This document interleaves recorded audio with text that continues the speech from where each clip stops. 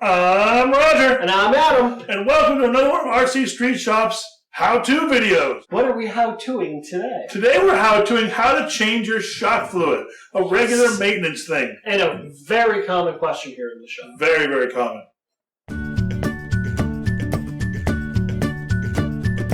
What tools are folks going to need today? Like have to have versus would be nice. You're going to need your standard RC car drivers, which is going to be your 1.5 to 3 mil sizes.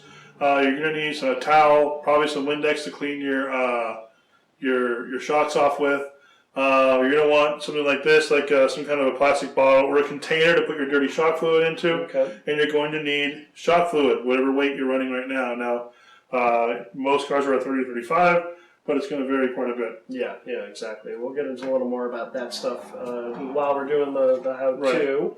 Right. Let's see. What steps will we be doing so folks can get ready to play along at home? Well, we're going to show you how to remove the shock. We're not actually going to do that on video, but we're going to show it to you. We're going to show you how to remove it. Right. It's simple. It's 2 bolts.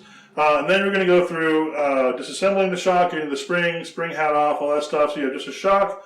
We're going to show you how to remove the cap, dump the oil out, refill it, and refill it without bubbles, and add the proper amount of rebound. Okay, sounds pretty straightforward. Grab that slash over there. We want to show folks, now while we're going to be using like a Mugen shock, and we're going to be showing you a slash here, shocks essentially are all pretty similar. Yeah, most of this stuff's pretty universal. So while we're not going to be taking it off, we have a lot of customers come in and go, I don't know how to take my shocks off, and this is pretty basic, so here you go. Bottom screw, top screw. Remove, your shock comes off. And that goes for every single car. Every car has a top screw and a bottom screw. It doesn't matter what it is. There's 2 screws that not shocks. Exactly. So that's it.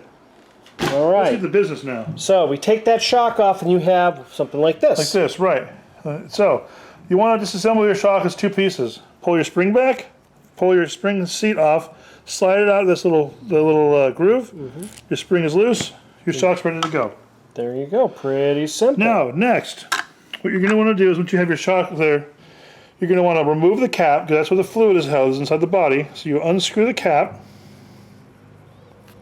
and you see your dirty fluid in there. Now, get a container to pour your fluid into. This is a water bottle. Dump it all out. As you can see, there's not a lot of fluid in there. No, it doesn't take much. No, it doesn't. It doesn't. Now, what you want to do is if your shock fluid's really dirty, get like a Q-tip or maybe some paper towels, stick them in there, and then just, clean out. Make sure there's no debris kicking around. Right. A Q-tip works really well because you can get it in there. Okay. And then use it to clean your fluid out. This one's actually not that dirty because we service our shocks in the appropriate amount of time here at RC Street Shop. Yeah, we don't let them go crazy long periods. Right. So next you're going to need shock oil. Here's an example of a package of shock fluid. Shock oil comes in all kinds of different denominations, starting from 10, which is the lowest, up to 100, which is the highest.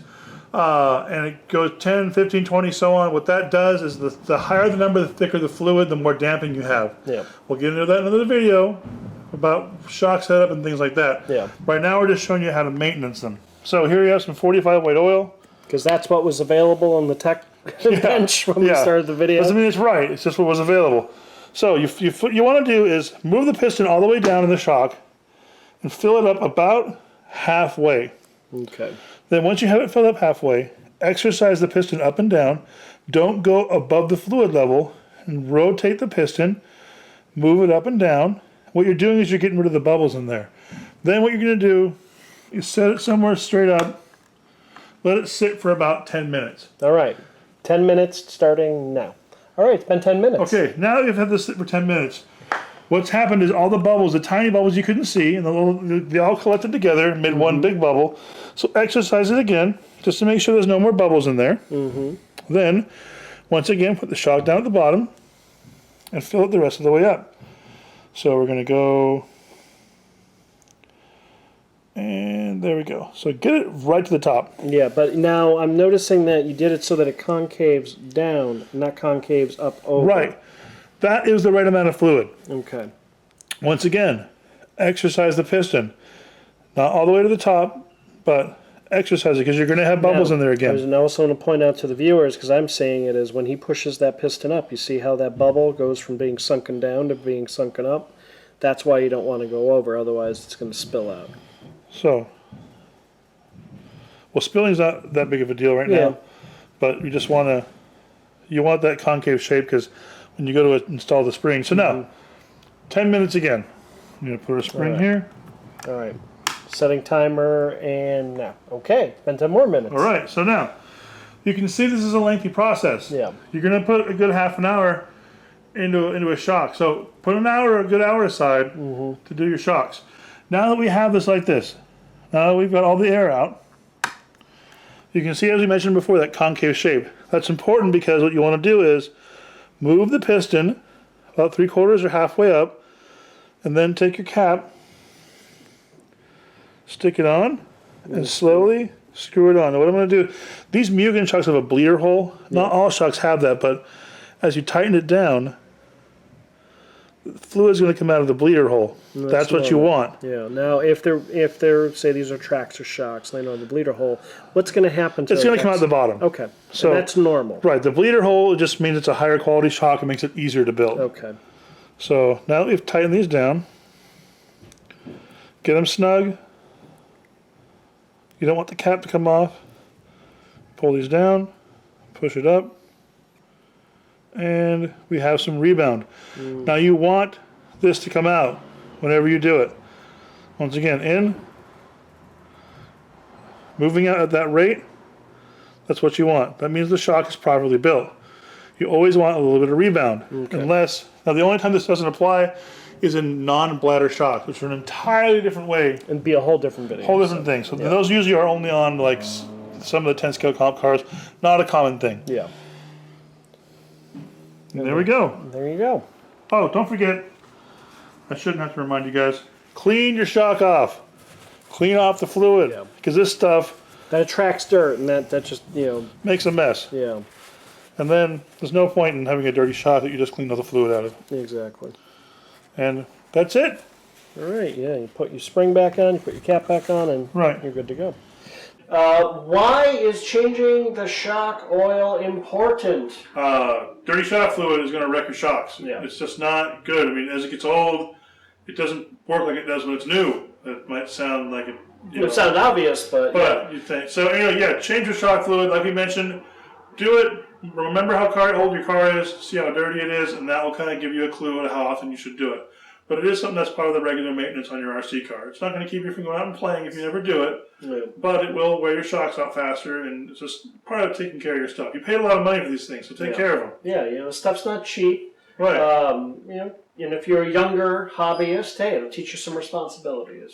Nothing wrong with that. Believe me, life doesn't get easier if you don't learn responsibilities. So, let's see. How difficult would you rate this? So, on a scale of 1 to 10, last week. I'd say this is a 5. Yeah, this is a 5. Really? You think this is more difficult than changing the spur gear?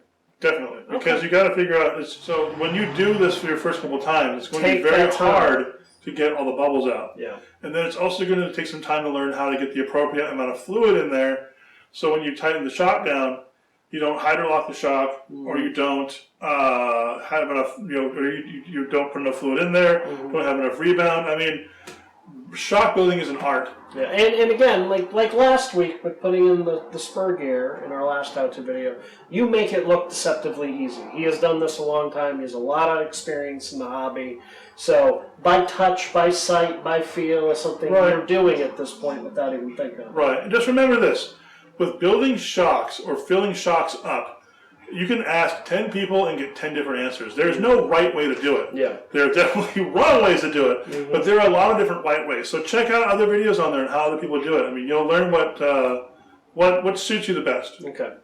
And lastly, about how much time should the average person be expecting? I would put aside at least an hour if you're going to do 4 shocks. All right. Because what I normally do is do one step with each shock the entire way through. So take all 4 shocks off. So you're on the same stage, all 4. Right, because what that's going to do for you is you're going to fill one shock up halfway, you're going to try and bleed it, and you're going to do the other one, so you're always got something kind of working on. So while one shock's waiting, you have another shock that's done waiting, and you can fill it up and go from it. Don't pull one shock off and sit there and wait 10 minutes and That'll take you all day long. So Yeah. we'll do just the same step on each shot. All right.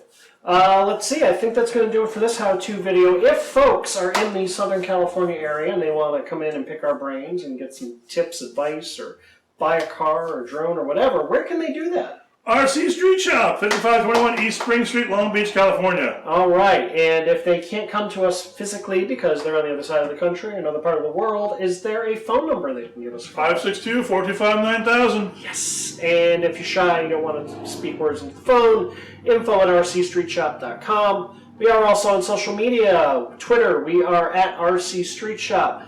Post our new videos, news, new releases in the store. All goes out there. Same thing with the Facebook page. We are RC Street Shop there. Like the page and keep up on things there if that's your preferred medium of information.